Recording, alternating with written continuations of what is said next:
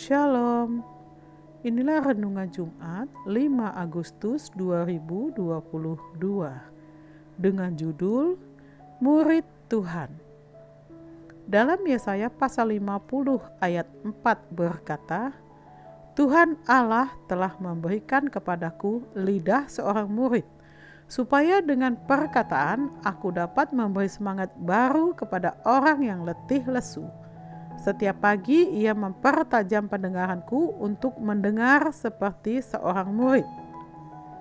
Bacaan harian dalam Yesaya pasal 49 sampai 51.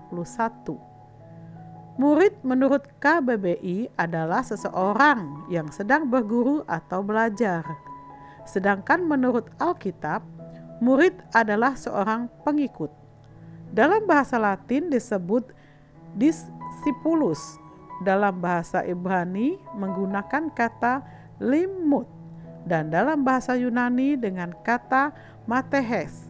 Murid menerima pengajaran dan mendapatkan pelatihan dari orang lain, bahkan mengikuti gaya guru atau orang yang mengajarinya.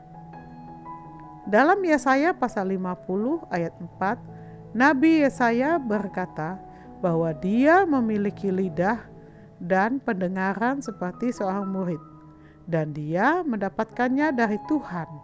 Ini seharusnya berlaku juga bagi kita sebagai orang percaya.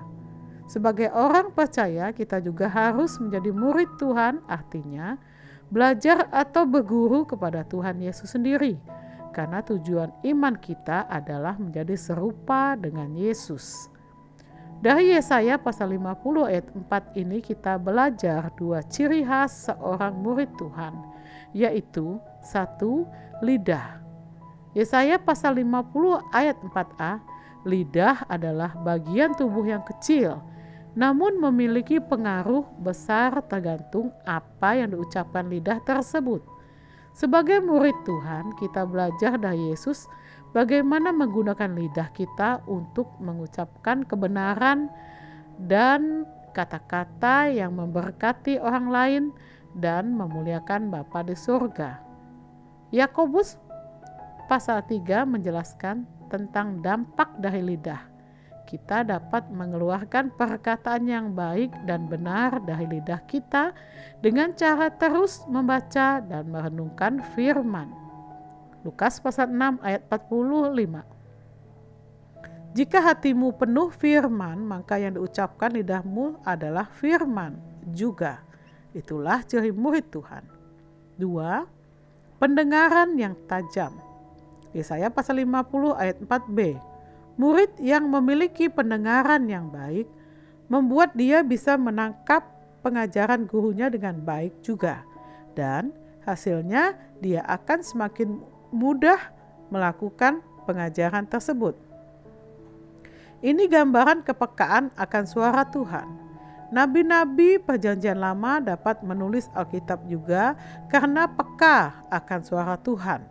Sebagai murid, kita perlu telinga yang tajam untuk menangkap perintah atau pengajaran dari Tuhan sebagai guru kita, sehingga kita bisa mencapai tujuan, yaitu menjadi serupa dengan Kristus. Caranya adalah senantiasa hidup dalam persekutuan yang karib dengan Tuhan. Intinya adalah lidah yang baik dan pendengaran yang tajam hanya dapat kita peroleh dari persekutuan dengan Tuhan. Haleluya. Refleksi, maukah Anda sungguh-sungguh belajar dari Tuhan Yesus? Semakin giatlah membangun persekutuan dengan Tuhan. Power statement. Murid-muridku yang sejati menghasilkan buah yang berlimpah-limpah. Yohanes pasal 15 ayat 8. Mari kita berdoa. Tuhan, aku mau menjadi murid-Mu. Ajarilah dan pimpinlah aku supaya hidupku berbuah banyak bagi kemuliaan-Mu.